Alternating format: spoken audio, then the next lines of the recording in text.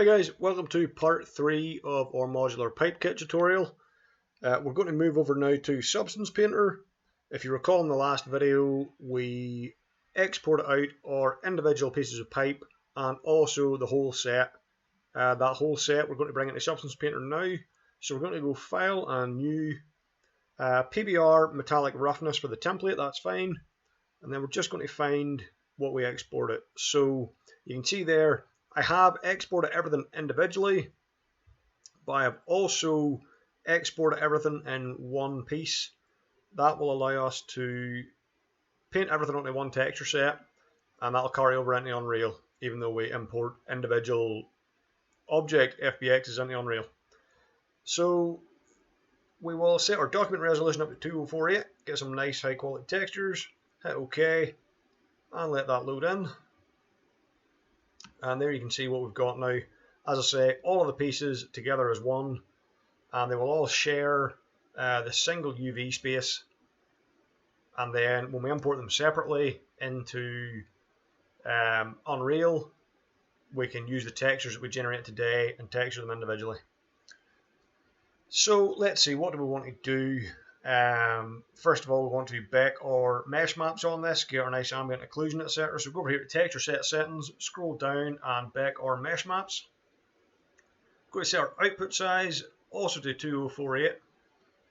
Reason being, because these are only sharing a little bit of the same texture, we want to give it a bit more resolution on that texture. Use low poly mesh as high poly mesh, because we don't have a high poly. Do you know, at the end of this set, what I might do is I might just create a little additional video to show you maybe a high poly version of this. I'll maybe do that. But we're just keeping it low poly for now. That's all we need to do. We don't need to touch any of these other options.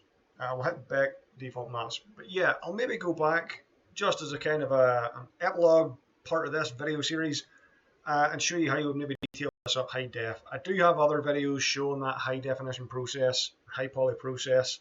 So if you've watched those, you'll sort of be able to figure it out. As always with these Substance Painter videos, we're using the same kind of tools over and over again.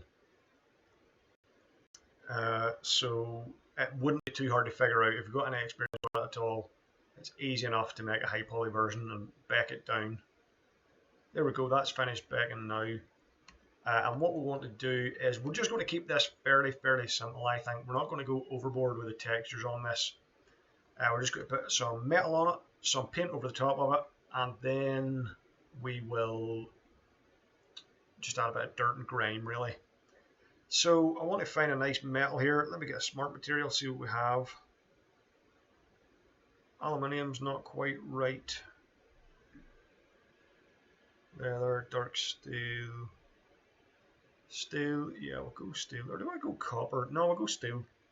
Steel will do grand. We'll just drag and drop this on here. So we've got nice plain steel pipes now. Go back to your layers, see we've got our steel there. And what I want, oh, I've actually got a steel painted. We could use something like that. Actually, let's just try that. Let's try the steel painted. That kind of does the job for us. If I go in here to the steel painted, we can look and see what we have. We can play about with these, and that's not too bad. Now, do you know what? We're here to learn, so we'll get rid of that. We'll keep the basic steel, and then we'll put our own paint on top. So one I always like to use for paint is if we just go to our materials, we roll down to plastic matte, and it gives a nice kind of painterly effect. We can play with this a little bit. It's very pure there. What we could do if we wanted to is remove some of the paint from the ends, but again, we're going to see all these always plunked together anyway. So what I will do is on this plastic matte pure, I'm going to add a black mask, hide it, and then I'm going to add a generator here to reveal some of that mask. Generator, and what I'm going to do is, first of all, I'm going to use a metal edge wear, and This is, I think, sort of giving us the opposite result that we want. If I pull the wear level way down, yeah, it's giving us the opposite. So I'm going to hit invert. I think that's a bit better. Wear level. Just bring the wear down ever so slightly. We can see that we're getting there just on those corners. Maybe put the wear level up a little bit. Just a little bit more. That's not bad. You know, I'd be happy enough with that. But what I always like to do to give a little bit of pop to this, I like to go back to the original thumbnail here, and you'll see that this plastic matte material just has color, roughness, and metallic. It doesn't have any height, but I always like to add just the tiniest wee amount of height, just the slightest tiniest amount. Now, if I add too much, we can see the effect it's given, but it's very cartoony, very, very strong. So just the slightest wee amount of that, just enough so that we can start to see these little highlights here. We hold shift and right click, you can see, and it gives us a nice wee bit of sort of knobbliness as well, edges it a wee bit. I think that works quite well. Now, I don't know if I actually want these pipes to be blue, so I'll just go to my colour here. They always seem to be a kind of a dark red, don't they? We always seem to get dark red pipes. There we go, that's looking nice. And we can see, I think, even better just how that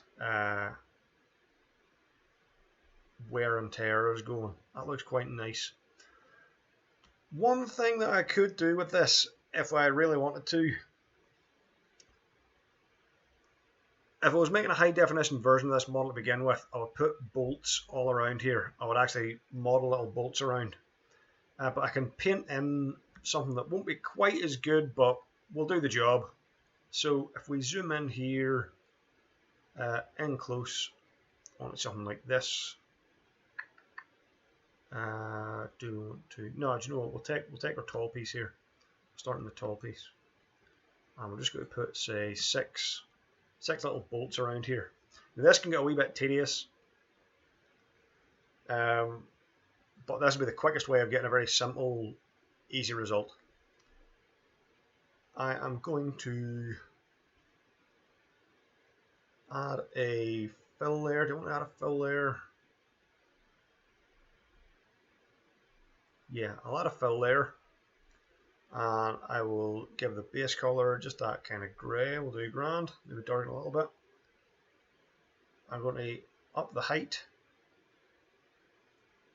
I'm going to, I'll not touch the roughness, I'll leave the roughness as is, maybe a little less rough.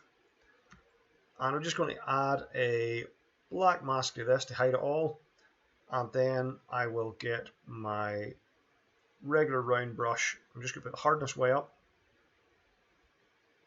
and what this will do, if I just paint on here, you see it gives us this effect, and it's got what kind of looks like a little bit of height.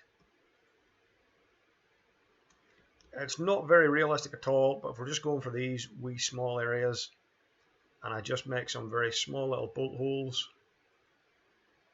just like that.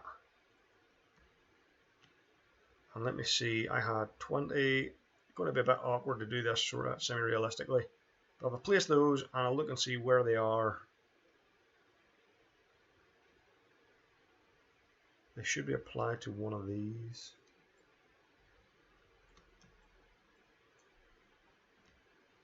Be hard to see on this actually. What I could do is just go like this across all of my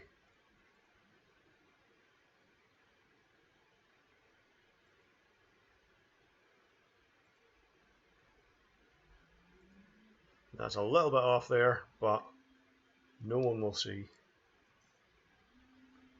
I've just realized that.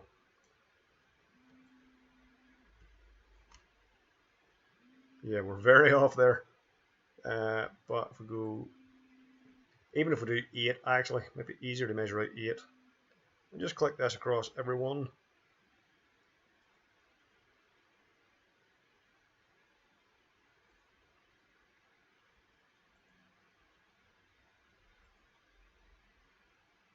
And we would also actually, these are strips, these are horizontal strips, and put them in the wrong place.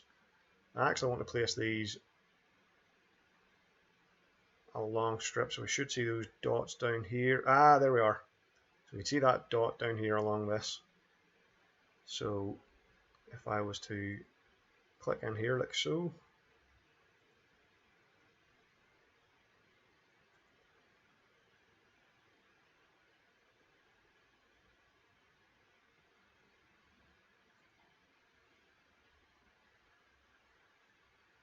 again, we're handcrafting this, it's not perfect, but we place that, that will at least make it look like there's something holding these together.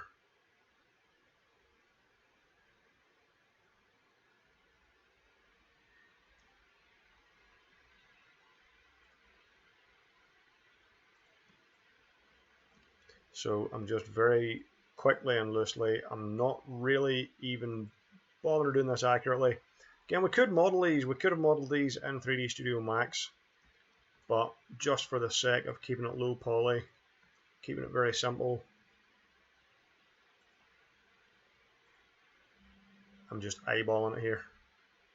So now whenever we screw two pieces together, those will sort of semi-line up. And we do have quite a few different places that we can do this, so it could take a wee while, but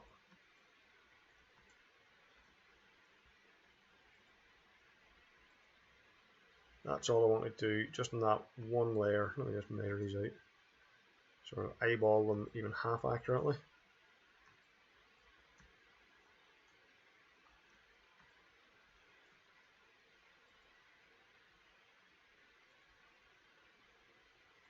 But even though it is just one single layer, when we're looking at it from this distance, it's good enough. It just adds that wee bit of detail on there. So I'll not go through doing that for every single one. I will show you what else we want to do here, and then I'll finish those off camera for when we import it in. But that's really all we're doing, just in that single layer there. And I can just call that layer bolts as well. So what else do we want to do? We want to maybe add a bit of dirt and grime to this. Let me see. Yeah, we'll just add a new layer. We'll add a new fill layer. And we'll call this one dirt. Give it a nice sort of general brownish, very pale, dull brown. Something like that. Height. If you just want to be a wee bit dusty, you can leave the height as 0. If you want it to be really thick, caked on mud, add a nice height to it, but it'll not really be necessary in this case. You don't really get that on most pipe systems. The roughness, we want a good bit of roughness in this. We want it to be nice and dull, no metallic, no normal. But what we will do now is we will add a generator, and we'll just add a dirt generator, probably the easiest one.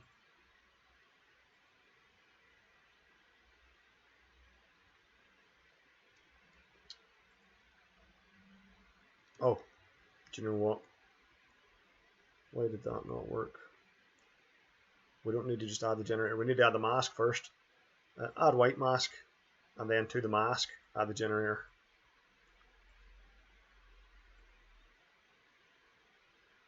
There we go. So now we can see we've got a little bit of dirt there. Just sort of roughs it up a bit, and it kind of clings into those corners where you're more likely to see the dirt. So let me see. Just play with these sliders, the dirt amount, the dirt contrast.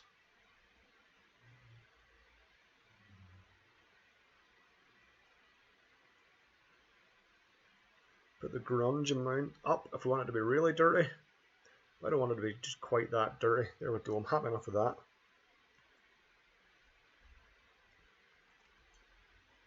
That'll give a real good solid griminess to these pipes.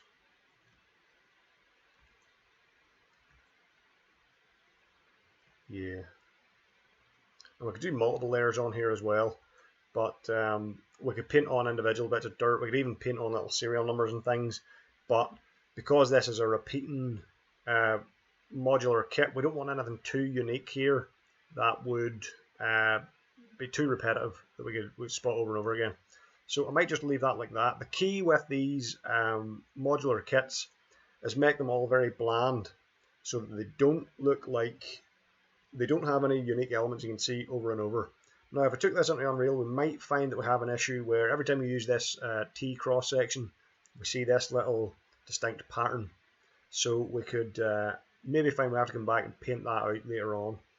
But just for quickness, I'm happy with that. The only thing I might want to touch now is the wheel here. And what I'll maybe do is give it a different colour. So what I'm going to do is I'm going to add another plastic mat here. And I'm going to add my black mask to it. I don't want anything to have it, but except the wheel. So I'm going to use polygon fill. I'll just select the polygon icon. And there we go. Now that wheel has that.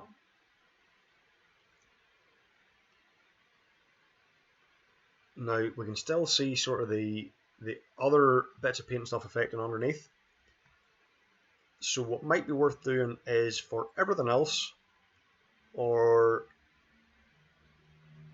we can leave our dirt, actually bring our dirt on top.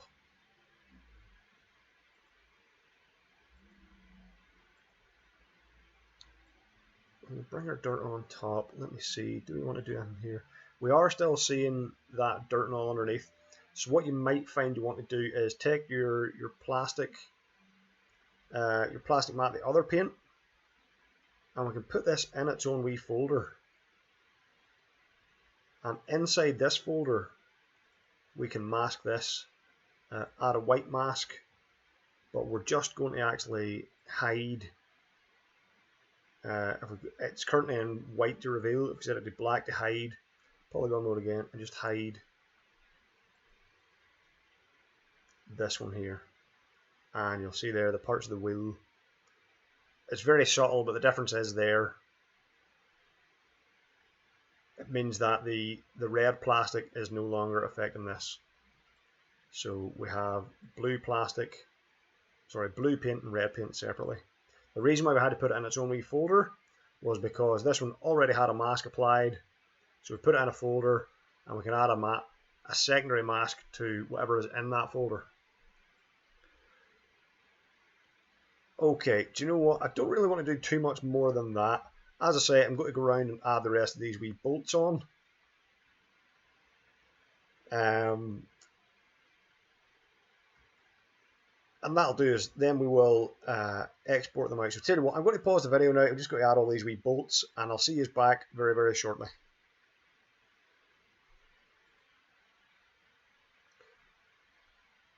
Okay, welcome back, guys. So I spent about 10 minutes there just going around all these edges and just adding in those little bolts and things around each piece. Didn't take too long, just like a lot of stuff in 3D, stick on a podcast and just put the work in, do the grunt work. One last wee thing I want to do before we go to Unreal then. You'll notice that I've made another new layer. I've called it End Hole. And what I've done is I've filled it completely black. I've given it a very low height value. I've given it a very high roughness value. And I've then added a black mask to it. And just with a hard round brush, I'm just going over and adding in these sort of black holes onto the end of it. And it's just, say in our game we do actually want to have a bit of exposed pipe that has water gushing out of it or something like that. We can have a particle system with the water gushing out. So we just want to set these pieces up so that they have that on the ends rather than just a flat red bare look to them. And you'll see what's actually happening here over in the UV. These circles just getting added here to these circular end pieces. So if I want to, literally all I have to do is go here and just place one on the end of every. Or short. Again, I'm eyeballing it. I'm not being too precise. I'm just eyeballing, trying to get right in the middle there. And because we resized these and rescaled them, and they're all the same radius, I can keep the same brush size, and I just need to click once in the middle of each one, and it's giving me exactly what I want.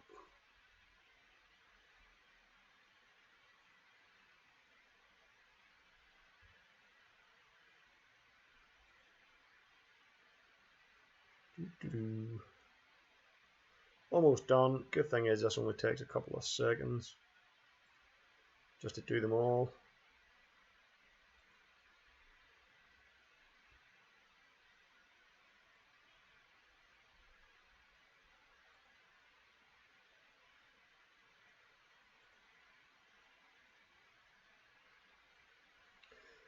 Now that's me. I'm going to turn my dirt layer back on. And there we go. Nice finished pipe system. I'm very happy with that. Of course, again, high poly model, what we could do is actually make these hollow. But considering 99% of the time you're not going to see the insides, that'll be giving us a lot of extra geometry for no reason. So hopefully we can get away with just those little black end pieces. I think that's looking pretty good there. I think we'll leave it there for that. Oh, I've missed one. Where have I missed one? This blow. There it is. Just double check. All the bottom sides are good. All the top sides are good. Lefty's good. Righty's good. Yeah, that is great. We're going to save that now. File and save. And then what we're going to do is we're going to export these textures. File. Export textures. And so we're going to choose where we want to save those to. Let me see, do I have quick access? Where are we? I'll have to hunt for these.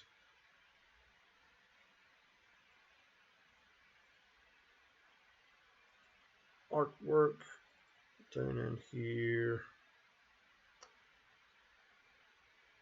3D modular pipes, there we go. Make a new folder. And we'll call this one textures.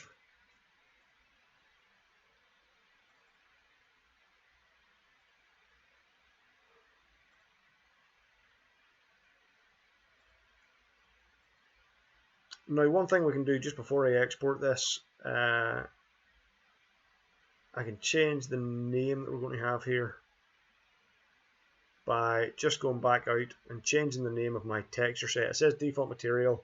If I just double click that and call it pipe set, maybe something like that. Go back to my export.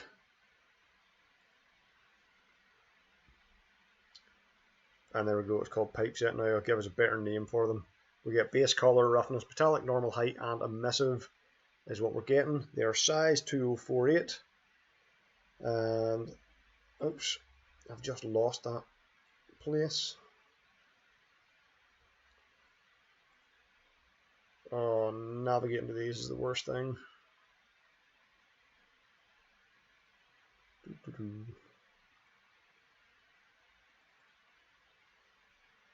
Textures, there we are. So yeah, I think that's everything going to be PNG. We don't need to play about with the configuration. One thing that will be happening here is instead of getting 7 separate, we're going to get a couple of our textures combined together into one using the different channels. So we'll explain what's happening there when we get into Unreal. But that's okay. We'll just hit export for now. They're going to the right place. Everyone's good.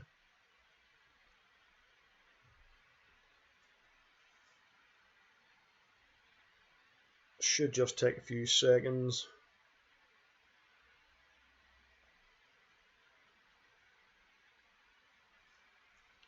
Export finishes some warnings. Not going to worry about those. That'll be okay. Oh, I should have opened folder there. Let me see. We'll just get a wee quick look at those textures before we finish the video. My ever expanding experiments folder. Let's look at our textures. There we go. Oh, actually, it's giving me them all separately. It has actually given them separately. Okay, that's grand. We've got all these. So next video, we're going to take these into Unreal and play about with them and assemble them together. So thank you very much for watching. Any questions, queries, comments, leave them down below, and I'll see you next time.